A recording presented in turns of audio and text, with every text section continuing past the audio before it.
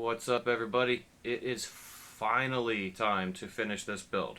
It has been way too long. Normally a build like this could probably only take me like a week or two, but there had been a lot of setbacks, and plus, that there's something else going on behind the scenes. But the build is finally finished. Assembly is complete. We're gonna go ahead and speed through all of that. And but before I go and do that, I wanted to ask you guys a little question. There's been some feedback and a little bit of lack of interest in this build.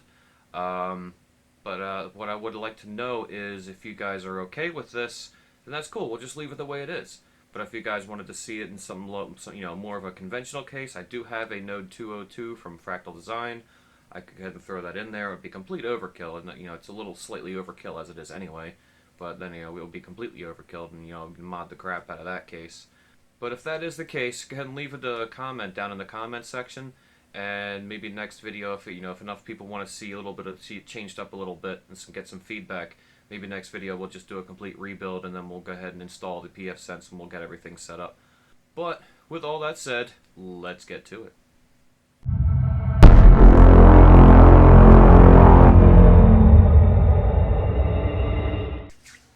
Alright, so here's basically what's going to happen.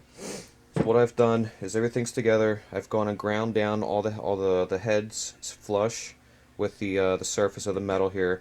I've gone underneath. I made sure that the seams are nice and smooth with each other as well.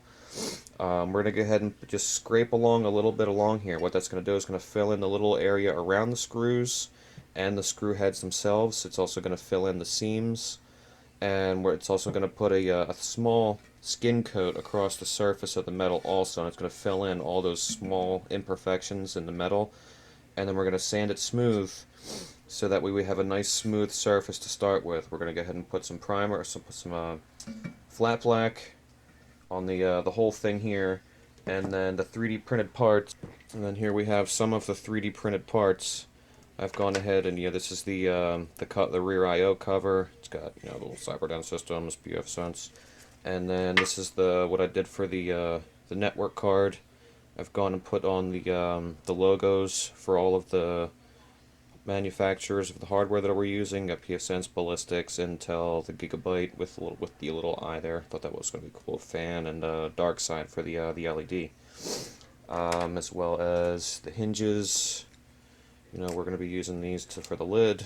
All of this stuff is getting this aluminum type finish to it. And the reason that I'm going with this for these is just to give it a little bit of contrast. And I accidentally damaged the SSD that I was going to be using, the OCZ one. So I got a new one coming from I think it's HK Hynix, and it has an aluminum finish to the outside. So that way, all of this stuff and the SSD will match up, and everything else is going to be black. So let's get to filling this up, and we'll see what she looks like when we're done, and we'll go through some wiring and everything.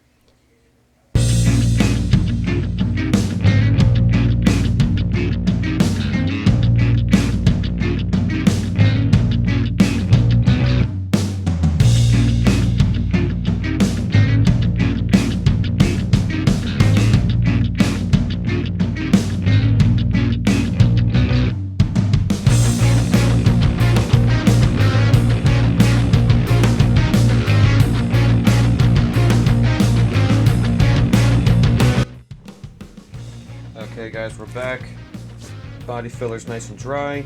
We're gonna go ahead and sand this now. What we're using is we are using 80 grit sandpaper for the first sanding, and it is fairly important, since this is a flat surface, that you have your sandpaper nice and flat.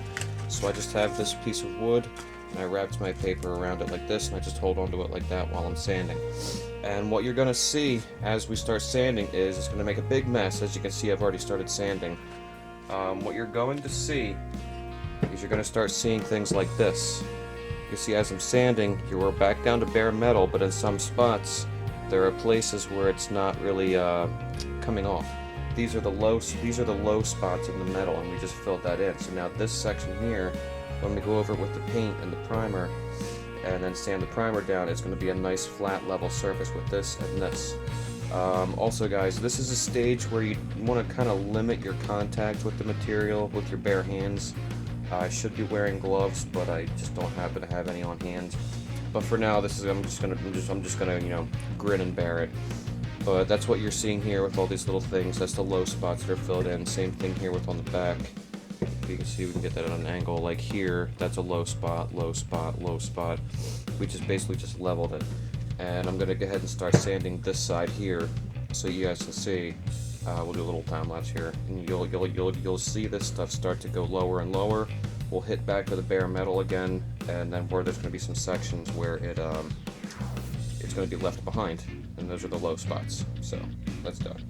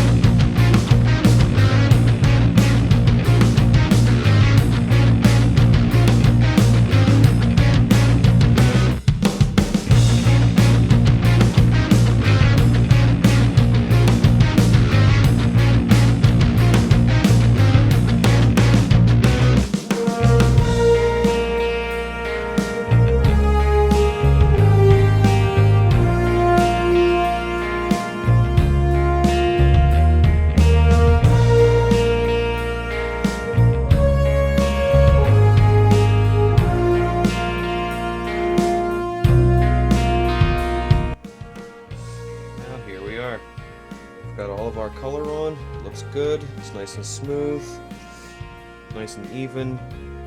Now what we need to do is protect our paint. You might go and tell yourself, oh, this is good enough. No, it's not really good enough, because now the paint is just bare paint and it's not protected. It'll get fingerprints, dirt, dust, everything will get pressed right into it.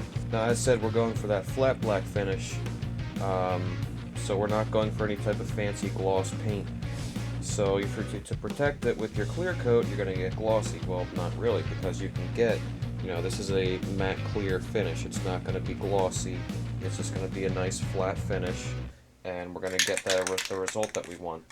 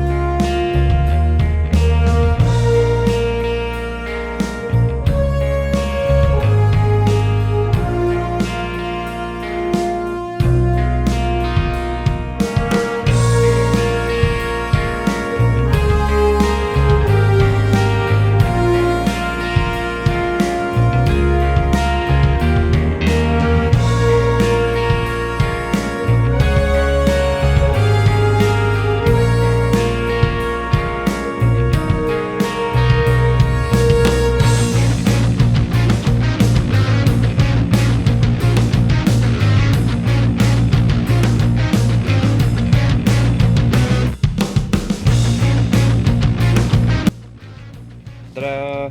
There she is. You can see I wasn't satisfied with the one-piece front cover, so I did one here, mounted it in, the hole for the LED, and then the lid. I just gotta figure out, you know, just gotta readjust these hinges a little bit, 'cause it's sticking up a little bit, but that'll be fine. I added these neat little designs here on the side here. I just did that with a ruler and a scrape, like a razor blade type thing. There's the wireless card. Got the wires up to the antennas. Actually, no, let me open this up and take it out. Got the wireless card wired up. These are the antennas. I got these really long ones. I just want to make sure I get full coverage. Got the back plate for the neck. Got the I/O shield. The Pico PSU is installed, all except for one cable, the power cable for the SSD. I accidentally damaged the SSD that I was going to be using in this. So I ordered another one from Newegg, and it was supposed to be here the very next day, but it's held up by FedEx. I called them and they don't know where it is. So as soon as that shows up, it's going to be going in. It's going to go right here, and the cable to plug it in. There's that. Here's the LEDs for the dark side LEDs. I'm hoping that when they light up, they're going to you know, show up this little design here. But that's basically it. She is plugged in, and let's give her a go and see if she actually turns on.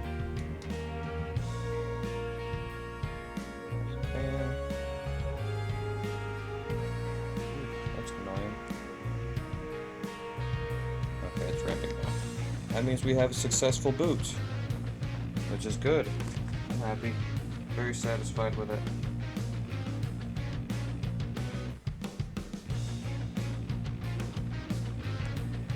I guess I should have sleeved these cables. Would have been neat. But that's gonna be it for now, guys. Next video, you know, what we talked about earlier, it's either gonna be a rebuild, or we'll install PfSense and we'll get that up and running, and we'll do some web caching. So we'll see you next time, guys. Down out.